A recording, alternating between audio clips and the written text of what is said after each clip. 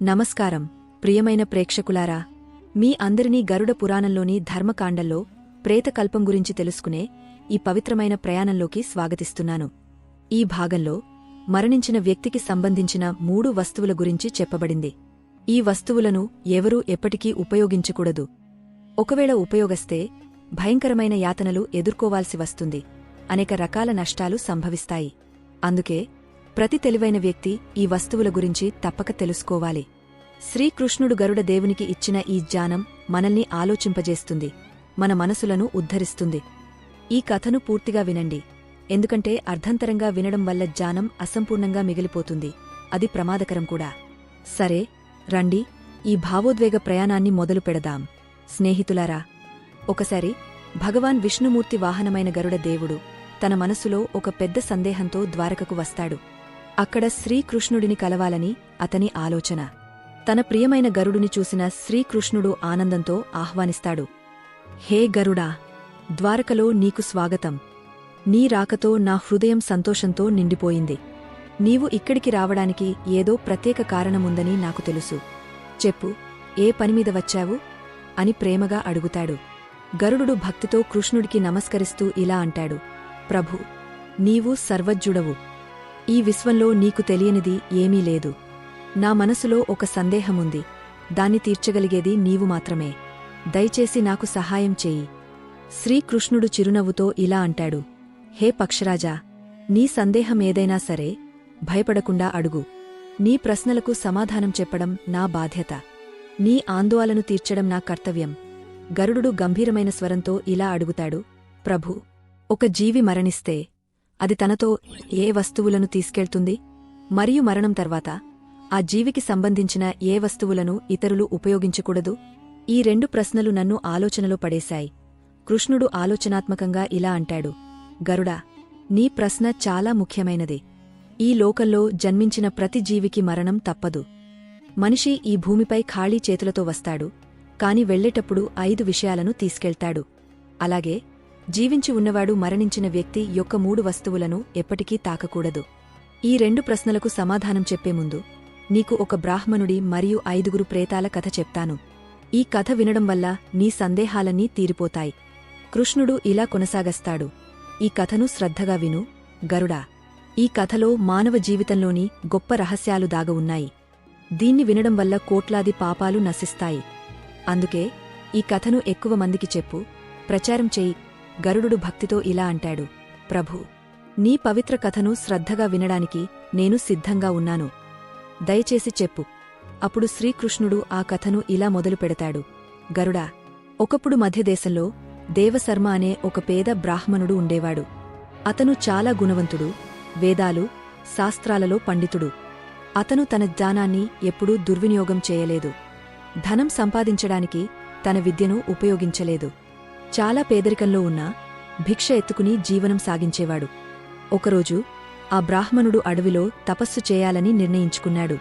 ఈశ్వరుడి ధ్యానంలో మునిగపోవాలని అతను విపినవనం అనే అడవిలోకి వెళ్లాడు. ఆ అడవి చాలా భయంకరంగా, భీతి కలిగించేలా ఉండేది.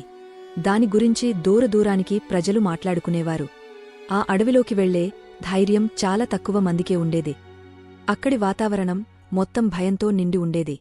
ఆకాశాన్ని తాకేంత ఎత్తైన చెట్లు, వాటిగుండా సూర్యకిరణాలు కూడా కిందకు రాలేవు.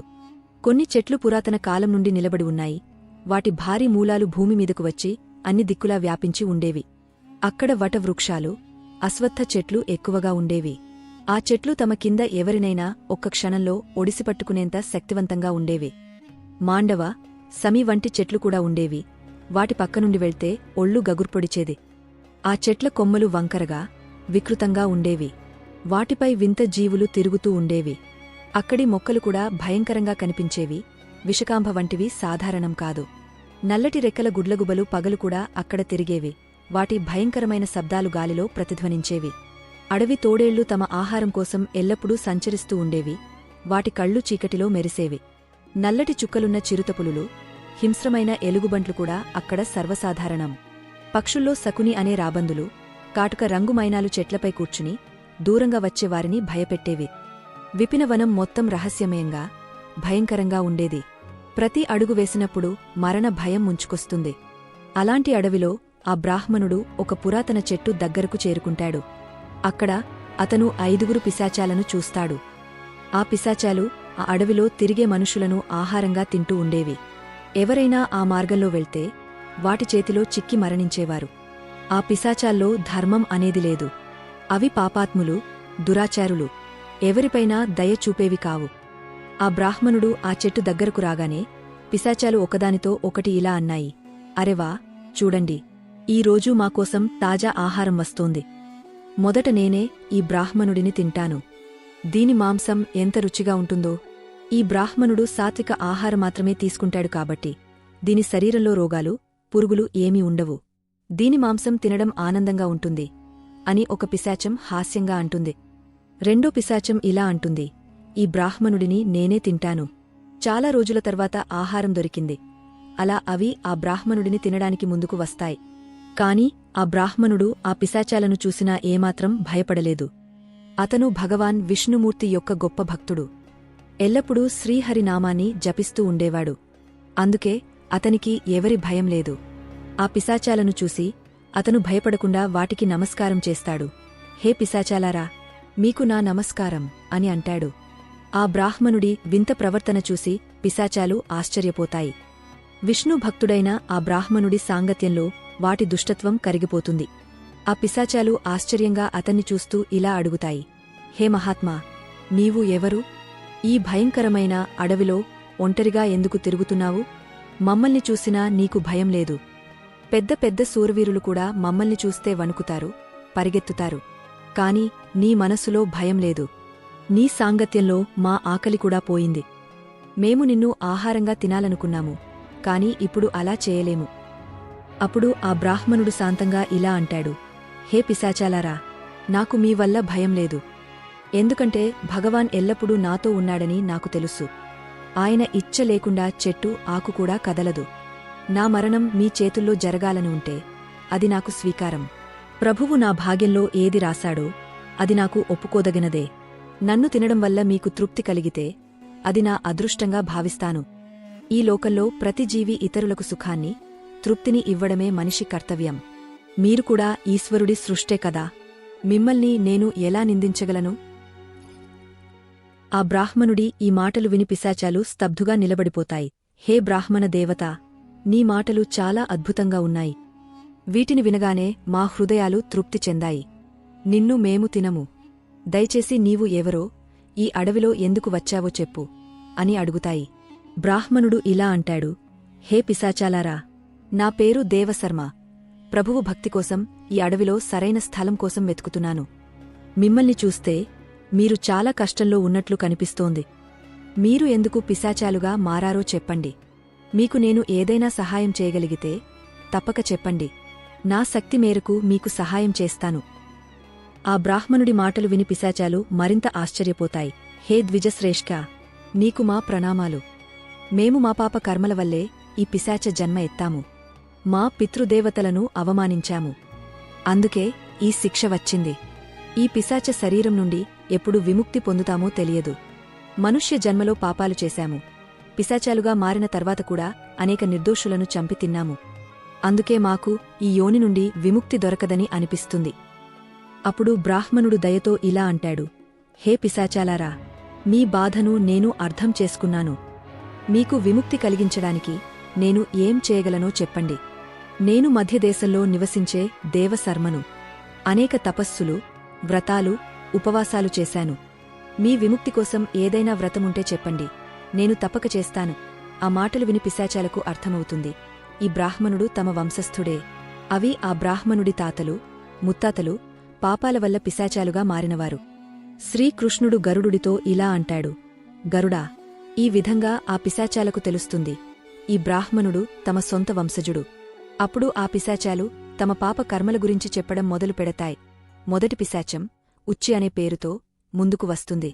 దాని శరీరం మాంసం, రక్తంతో నిండి ఉంది. కళ్లలో అధర్మం జ్వాలలు కనిపిస్తాయి. అది వణుకుతూ ఇలా అంటుంది, నా పేరు ఉచ్చి. ఎందుకంటే నేను ఎప్పుడూ ఇతరులు వదిలేసిన జూటన ఆహారాన్ని తినేవాడిని. నా పూర్వజన్మలో నేను బృహస్పతి అనే బ్రాహ్మణుడిని, నీకు 5 తరాల ముందు పూర్వీకుడిని. నేను విద్వాంసుడిని, గౌరవనీయుడిని. యజ్ఞాలు, అనుష్ఠానాలు చేసేవాడిని. కాని క్రమంగా నాలో లోభం పెరిగింది. ఇతరులు వదిలేసిన ఆహారం తినడం అలవాటైంది. జూటన్ ఆహారంలో నాకు రుచి కనిపించింది. అది అధర్మమని తెలిసినా ఆహారాన్ని తీసుకునేవాడిని. ఒకరోజు ఒక పవిత్ర యజ్ఞం తర్వాత వదిలేసిన ఉచ్చి ఆహారం తిన్నాను.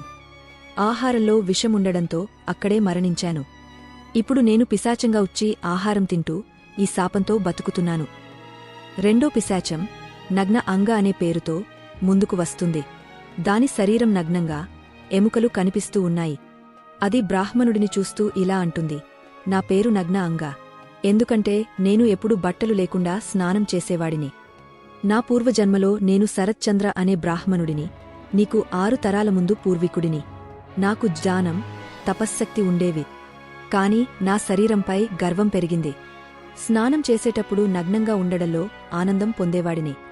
సమాజ నియమాలను అవమానించాను. ఒకరోజు నగరంలోని చెరువులో నగ్నంగా స్నానం చేస్తుండగా జలదేవత నన్ను శపించాడు, నీ గర్వం వల్ల పిశాచయోని పొందుతావని. అక్కడే చెరువులో మునిగ మరణించాను. ఇప్పుడు నా శరీరం ఎప్పుడూ నగ్నంగా ఉంటుంది. ఇదే నా శాపం. మూడో పిశాచం శవవస్త్ర అనే పేరుతో ముందుకు వస్తుంది. దాని శరీరంపై చనిపోయిన వారి చిరిగిన బట్టలు చుట్టుకుని ఉన్నాయి. దాని స్వరంలో బాధ ఉంది. నేను శవవస్త్రను. ఎందుకంటే నేను చనిపోయిన వారి బట్టలను దొంగలించేవాడిని.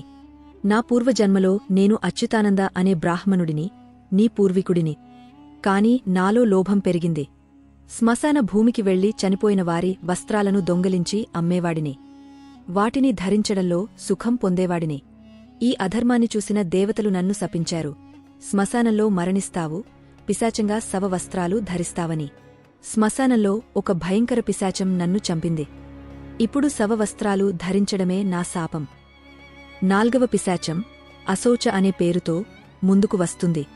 దాని ఉనికి చాలా మురికిగా, దుర్వాసనతో ఉంది. బ్రాహ్మణుడికి ఊపిరి తీసుకోవడం కష్టమవుతుంది. అశౌచ ఇలా అంటుంది, నా పేరు అశౌచ.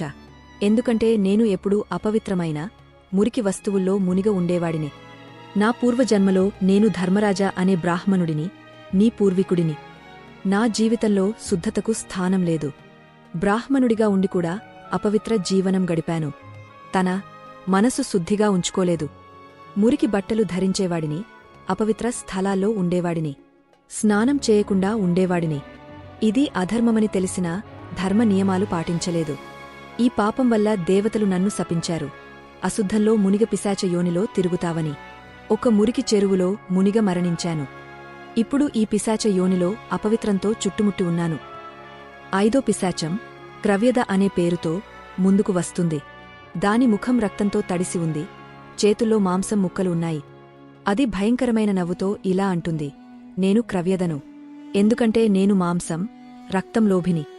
నా పూర్వజన్మలో నేను సోమదేవ అనే బ్రాహ్మణుడిని, నీ పూర్వీకుడిని. బ్రాహ్మణుడిగా ఉండికూడా హింసాత్మక, క్రూర జీవనం గడిపాను. మాంసాహారం, హత్యల్లో ఆనందం పొందేవాడినే. అనేక నిర్దోష జీవుల రక్తం చిందించి వాటి మాంసం తిన్నాను. కుటుంబం, సమాజ మర్యాదలను ఉల్లంఘించాను.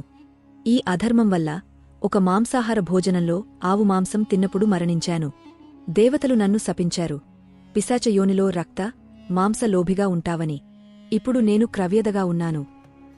అలా ఆ పిశాచాలు ఇలా అంటాయి, హే వత్సా, మేము ఎప్పుడు మురికి, గంజి బట్టలు ధరించేవాళ్లం. అలాంటి బట్టలతోనే ఆహారం తినడం, పూజలు చేయడం వంటివి చేసేవాళ్లం. ఎప్పుడూ ఉచ్చి ఆహారమే తినేవాళ్లం. అందుకే మాకు ఈ దుర్గతి పట్టింది. మేము నగ్నంగా స్నానం చేసేవాళ్లం. అందుకే మా పితృదేవతలు మాపై కోపగించారు. పితృదేవతలకు ఆహారం అర్పించలేదు. అందుకే మరణం తర్వాత ప్రేతయోని ఎత్తాము. అప్పుడు ఆ పిశాచాలు ఇలా అంటాయి, హే వత్సా, నీవు మా వంశస్థుడివి. మమ్మల్ని ఈశ్వరుడు నీ దగ్గరకు పంపాడు. ఇది ఆయన కృపే. ఇప్పుడు మాకు నమ్మకం కలిగింది, నీవు మమ్మల్ని విముక్తి చేస్తావని. హే వత్సా, ఇప్పుడు వెళ్ళి మా విముక్తి కోసం ఉపాయం చెయ్యి. తమ పూర్వీకుల ఈ దుస్థితిని చూసి ఆ బ్రాహ్మణుడు బాధపడతాడు. ప్రతి మనిషి తన పితృదేవతలను విముక్తి చేయడం కర్తవ్యం అని ఆలోచిస్తాడు. అతను ఆ పిశాచాలకు మాట ఇస్తాడు, హే పితామహులారా, మీ విముక్తి కోసం నేను తప్పక ఉపాయం చేస్తాను. అప్పుడు ఆ బ్రాహ్మణుడు ముని అగస్త్యుడి దగ్గరకు వెళ్తాడు. పితృదేవతల విముక్తి కోసం ఏం చేయాలో అడుగుతాడు. ముని అగస్త్యుడు అతనికి తర్పణం, శ్రాద్ధం, పిండదానం, దాన ధర్మాల గురించి వివరిస్తాడు. ఆ బ్రాహ్మణుడు ఒక పవిత్ర నది తీరానికి వెళ్లి ముని చెప్పిన ప్రకారం అన్ని కార్యాలు చేస్తాడు. మొదట నది జలంతో తర్పణం చేస్తాడు. తర్వాత నదీ తీరంలో కూర్చుని పిండదానం చేస్తాడు. తనకు సాధ్యమైనంత వరకు దాన ధర్మాలు చేస్తాడు. ఈ విధంగా ఆ బ్రాహ్మణుడి తర్పణం, దాన ధర్మాల వల్ల ఆ పిశాచాలు విముక్తి పొంది స్వర్గానికి వెళతాయి. అప్పుడు శ్రీకృష్ణుడు గరుడుడితో ఇలా అంటాడు: గరుడా, అందుకే మనిషి ఎప్పుడూ ఉచ్చి వస్త్రాలు ధరించకూడదు. అంటే మురికి, గంజి బట్టలు వేసుకోకూడదు. ఉచ్చి ఆహారం తినకూడదు. ఇతరులు వదిలేసినా, నేలపై పడినా పితృదేవతలకు అర్పించని ఆహారం ఉచ్చిష్టమవుతుంది. హే గరుడా, ఇప్పుడు మరణించిన వ్యక్తి యొక్క ఏ వస్తువులను జీవించినవారు ఉపయోగించకూడదో చెప్తాను, శ్రద్ధగా విను. మనిషి ఈ లోకంలో జన్మించి భౌతిక సుఖాల మోహంలో పడతాడు. మరణం తర్వాత కూడా ఆ వస్తువులపై మోహం వదలడు. కృష్ణుడు ఇలా కొనసాగస్తాడు: ఒక మనిషి సాంసారిక వస్తువుల మోహాన్ని వదలకపోతే వివిధ యోనుల్లో జన్మించి ఈ భూమిపై తిరుగుతాడు. కొన్నిసార్లు ఈ మోహం అంతగా ఉంటుంది, మరణం తర్వాత కూడా ఈ భూమిపై ప్రేతయోనిలో తిరుగుతాడు. అకాల మరణం సంభవిస్తే కూడా ప్రేతయోనిలోకి వెళతాడు. అలాంటి ప్రేతం తన కుటుంబ సభ్యులను బాధపెడుతుంది. కొన్నిసార్లు మనిషి చనిపోయిన వారి వస్తువులను జ్ఞాపకంగా దగ్గర ఉంచుకుంటాడు లేదా వాటిని ఉపయోగిస్తాడు. కాని కొన్ని వస్తువులను ఎప్పటికీ తాకకూడదు. ఎందుకంటే ఆ వస్తువులతో చనిపోయిన వ్యక్తి శక్తి జోడించబడి ఉంటుంది. ఆ వస్తువులపై చనిపోయిన వ్యక్తికి మోహం ఎక్కువగా ఉంటుంది. మరణం తర్వాత కూడా ఆ వస్తువులతో అతను అనుబంధం పెట్టుకుంటాడు. ఎవరైనా ఆ వస్తువులను ఉపయోగిస్తే అనేక సమస్యలు ఎదుర్కొంటాడు. ఆ చనిపోయిన ఆత్మ అతన్ని బాధపెడుతుంది. అందుకే చనిపోయిన వ్యక్తి వస్తువులను ఎవరూ ఉపయోగించకూడదు. ఆ వస్తువులను ఇంట్లో జాగ్రత్తగా ఉంచవచ్చు లేదా నదిలో ప్రవహింపజేయవచ్చు. కాని వాటిని ఉపయోగించడం మాత్రం చేయకూడదు. ఆ చనిపోయిన ఆత్మశాంతి కోసం అతని ప్రియమైన వస్తువులను దానం చేస్తే చాలా శుభకరం. మొదటి వస్తువు: చనిపోయిన వ్యక్తి బట్టలు. ఆ బట్టలను ఎప్పటికీ ధరించకూడదు. వాటిని వేసుకుంటే చనిపోయిన వ్యక్తి ఆత్మ ఆ బట్టలను ధరించిన వ్యక్తితో జోడించబడుతుంది. ఆ వ్యక్తికి చనిపోయిన వారి జ్ఞాపకాలు బాధిస్తాయి. దీనివల్ల ఆ వ్యక్తి మానసికంగా, శారీరకంగా బలహీనపడతాడు. చనిపోయిన వారి శక్తి అతనికి అనుభవమవుతుంది. అందుకే ఆ బట్టలను ఎప్పుడూ ధరించకూడదు. వాటిని దానం చేయడం ఉత్తమం. దీనివల్ల ఆత్మకు శాంతి లభిస్తుంది. రెండో వస్తువు: చనిపోయిన వ్యక్తి ఆభరణాలు. ఆభరణాలు కూడా బట్టల్లాగే ఆత్మశక్తి స్రోతస్సులు. చనిపోయిన వ్యక్తికి ఆభరణాలపై బట్టల కంటే ఎక్కువ మోహముంటుంది. ఎందుకంటే ఆభరణాలు అందంగా కనిపించడానికి ధరిస్తారు. కాని ఒక వ్యక్తి మరణిస్తే ఆభరణాలను మరొకరు ధరిస్తే ఆత్మ అసౌకర్యంగా ఫీలవుతుంది. ఆత్మ ఆ వ్యక్తిని బాధపెడుతుంది. మోక్షమార్గంలో వెళ్లకుండా ఈ మరణలోకంలోనే తన కుటుంబాన్ని ఇబ్బంది పెడుతుంది. అందుకే ఆభరణాలను ఎప్పటికీ ధరించకూడదు. వాటిని కరిగించి దానం చేయడం మంచిది. మూడో వస్తువు: చనిపోయిన వ్యక్తి జపమాల. జపమాల ఆ వ్యక్తి జీవితంలో పుణ్యం యొక్క తాళం చెవి. మరణం తర్వాత ఆ జపమాలను జీవించిన వ్యక్తి ధరించకూడదు. ఆ జపమాలను పవిత్ర నదిలో ప్రవహింపజేయాలి. పవిత్ర నది ఆ వ్యక్తి పుణ్యాన్ని స్వర్గానికి తీసుకెళ్తుంది. శ్రీకృష్ణుడు ఇలా అంటాడు: గరుడా, మరణం తర్వాత మనిషి తన పాపాలు, పుణ్యాలను మాత్రమే తీసుకెళ్తాడు. భౌతిక వస్తువులన్నీ ఇక్కడే మిగిలిపోతాయి. అందుకే వాటిపై అతిగా మోహం పెట్టుకోకూడదు. కృష్ణుడు ఇలా కొనసాగస్తాడు: మరణం తర్వాత ఆత్మతో కొన్ని విషయాలు వెళతాయి. అవి తదుపరి జన్మలో కూడా ఉంటాయి. ఆ విషయాలు ఆత్మకర్మలు, ఇచ్ఛలతో ముడిపడి ఉంటాయి. ఇప్పుడు ఆ 5 విషయాల గురించి వివరంగా చెప్తాను. భగవాన్ శ్రీకృష్ణుడు ఇలా అంటాడు: మొదటిది కామన. ఆత్మతో మరణం తర్వాత కూడా కామన ఉంటుంది. మనిషి కోరికలు అతన్ని కొత్త శరీరం ధారణకు ప్రేరేపిస్తాయి. కామన ఒక చంచల శక్తి, ఆత్మను కొత్త శరీరం కోసం వెతికేలా చేస్తుంది. ఒక వ్యక్తి మరణిస్తే అతని ఇచ్ఛలు అతనితో వెళతాయి. ఆ ఇచ్ఛలు తదుపరి జన్మలో పనిచేస్తాయి. కామనను ఆత్మను సాంసారిక చక్రంలో బంధించే శక్తిగా చెప్పవచ్చు. ఒక వ్యక్తి తన ఇచ్ఛలను త్యజిస్తే అతనికి మోక్షం లభిస్తుంది. అందుకే మరణ సమయంలో ఇచ్ఛలను వదలడం చాలా ముఖ్యం. ఇచ్ఛలను తీసుకెళ్లేవారు మళ్లీ జన్మిస్తారు, ఎందుకంటే ఆ కామనలు వారిని ప్రేరేపిస్తాయి. రెండోది వాసన. వాసన కామన యొక్క ఉన్నత రూపం. ఇది మనిషిని ఇంద్రియ సుఖాలు, భోగాల వైపు ఆకర్షిస్తుంది. ఈ లాలసకు అంతం లేదు. మరణ సమయంలో కూడా చాలా మంది వాసన నుండి విముక్తి పొందలేరు. ఈ వాసన సాంసారిక వస్తువులు, ధనం, కుటుంబం, భోగాలపై ఆకర్షణను పెంచుతుంది. వాసన చాలా శక్తివంతమైనది. మరణం తర్వాత కూడా ఆత్మతో ఉంటుంది. విష్ణు పురాణంలో రాజా భరత కథ ఉదాహరణ. రాజా భరత ఒక జింక పిల్లపై అతిగా ప్రేమ పెంచుకున్నాడు. మరణ సమయంలో కూడా ఆ జింక గురించే ఆలోచిస్తూ ఉన్నాడు. దీనివల్ల తదుపరి జన్మలో అతను జింకగా జన్మించాడు. ఇది వాసన ఆత్మను బంధనాల్లో ఉంచుతుందని చూపిస్తుంది. మనసు శాంతి, జ్ఞానంతోనే వాసన నుండి విముక్తి లభిస్తుంది. మూడోది కర్మ మనిషి యొక్క అతి ముఖ్యమైన సంపద. మరణం తర్వాత కూడా వెళ్తుంది. జీవితంలో చేసిన మంచి, చెడు కర్మలు తదుపరి జన్మలో ఫలితాలను ఇస్తాయి. మరణ సమయంలో ఆత్మ చేసిన కర్మల లెక్క తీసుకోబడుతుంది. మంచి కర్మలు చేస్తే పరలోకంలో సుఖం, శాంతి లభిస్తాయి, తదుపరి జన్మలో సంపద లభిస్తుంది. చెడు కర్మలు చేస్తే నరకం లేదా దున్హకమయ జీవితం వస్తుంది. అందుకే ధర్మశాస్త్రాల్లో కర్మకు ఎంతో ప్రాముఖ్యత ఇవ్వబడింది. కర్మగతి అద్భుతమైనది. 7 జన్మల వరకు ఆత్మను వెంటాడుతుంది. అందుకే ఎల్లప్పుడూ పుణ్యకర్మలు చేయాలి. నాల్గవది రుణం. రుణం కూడా మరణం తర్వాత ఆత్మను వెంటాడుతుంది. జీవితంలో ఎవరి నుండైనా రుణం తీసుకుని చెల్లించకుండా మరణిస్తే ఆ రుణం తదుపరి జన్మలో కూడా ఉంటుంది. రుణం ఆత్మపై ఒక బంధనంలా పనిచేస్తుంది. అది చెల్లించే వరకు ఆత్మ విముక్తి పొందదు. మరణం తర్వాత పరలోకంలో కూడా రుణం చెల్లించడానికి శిక్ష పడవచ్చు. పునర్జన్మలో రుణం వల్ల శారీరక, మానసిక కష్టాలు ఎదుర్కోవచ్చు. అందుకే జీవితంలో తీసుకున్న రుణాలను చెల్లించి ఆ తర్వాతే మరణం వైపు వెళ్ళాలి. అప్పుడు ఆత్మ ఈ బోజు నుండి విముక్తి పొందుతుంది. ఐదోది భక్తి. భక్తి ఆత్మను ఈశ్వరుడితో కలిపే పవిత్ర మార్గం. సచ్చిదానందంతో భగవంతుడిని ఆరాధించే వ్యక్తి ఆత్మ మరణం తర్వాత కూడా ఆ భక్తి ఫలాన్ని పొందుతుంది. భక్తి ఆత్మను జన్మ మరణ చక్రం నుండి విముక్తి చేసి మోక్షానికి తీసుకెళ్తుంది. భక్తితో నిండిన హృదయం మరణం తర్వాత కూడా ఈశ్వరుడి సమీపంలో ఉంటుంది. అందుకే భక్తిని జీవితంలో అతి పవిత్ర సాధనంగా చెప్పారు. ఈ విధంగా శ్రీకృష్ణుడు గరుడుడికి చెప్పాడు, ఆత్మతో మరణం తర్వాత కామన, వాసన, కర్మ, రుణం, భక్తి వెళతాయి. ఈ విషయాలు ఆత్మను జీవన చక్రంలో బంధిస్తాయి లేదా మోక్షం వైపు నడిపిస్తాయి. స్నేహితులారా, ఈ విధంగా శ్రీకృష్ణుడు గరుడుడికి అమూల్యమైన జ్ఞానాన్ని ఇచ్చాడు. ఈ సమాచారం మీకు నచ్చిందని ఆశిస్తున్నాను. ఈ వీడియోను లైక్ చేయండి, కామెంట్లో జై శ్రీకృష్ణ అని రాయండి మరియు ఛానల్ను సబ్స్క్రైబ్ చేయండి. మీ అందరికీ ధన్యవాదాలు.